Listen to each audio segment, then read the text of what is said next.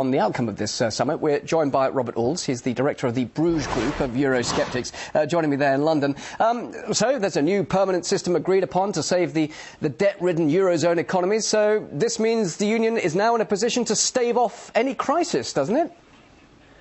Not at all. It's a short-term measure to fool the markets, but it will not solve the underlying problems that are causing these massive debts within these countries, which is the euro.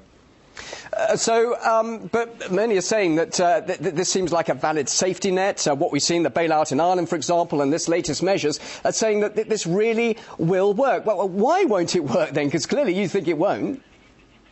Well, they hoped that attempting to solve the Greek debt crisis would stave off contagion. That's still spread to Ireland, and it's now spreading to Portugal and Spain, and will also spread to Italy.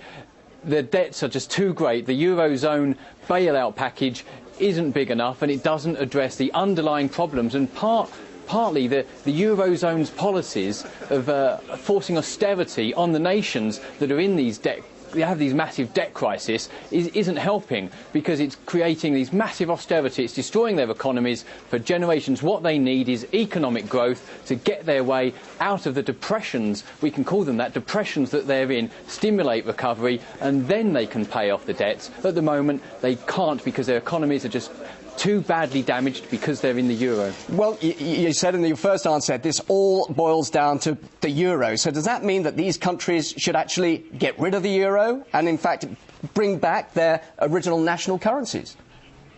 That would be the appropriate thing to do. They need to recognise that the euro has not worked. If they had their own currencies, if they had a managed restructuring of the eurozone, so the countries that were in trouble could have their currencies back, everyone would be a whole lot better off. They'd be able to stimulate economic growth. They would have flexible exchange rates. They wouldn't be suffering such terrible current account and trade balance deficits to Germany. They would be able to get their economies moving again. Are you really saying those smaller economies, like Ireland, for example, could really survive as standalone economies if they pull out of the euro and revert to their original currency? Do you think that really could work?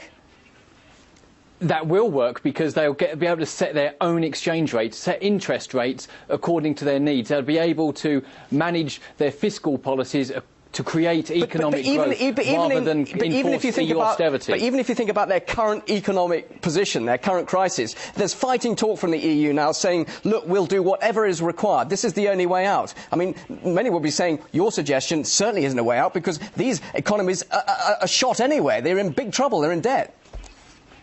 Because they're in the euro, because they had the wrong exchange rate, because they're forced into a currency union with Germany, which just enables Germany to push its imports at an incredible cheap rate into the countries such as Ireland, Greece, even France, and they're struggling and they can't cope living in the currency union with Germany. So really they need their own currencies back, and they need to recognise that, and a managed withdrawal from the euro is the way forward. Well, clearly the eurozone and those countries that are in the eurozone, from their government's point of view, are very, very keen, obviously, to keep the eurozone and the EU together. But now we've seen Britain, France and Germany saying they've agreed to freeze the EU budget until the end of the decade. Here we see even austerity measures being imposed on Brussels. So that's surely good news and a sensible way forward.